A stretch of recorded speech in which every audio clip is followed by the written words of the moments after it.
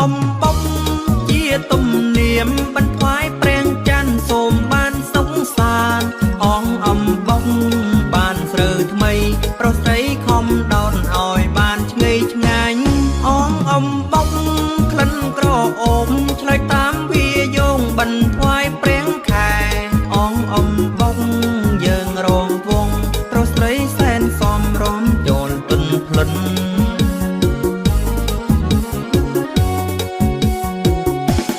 រិនដ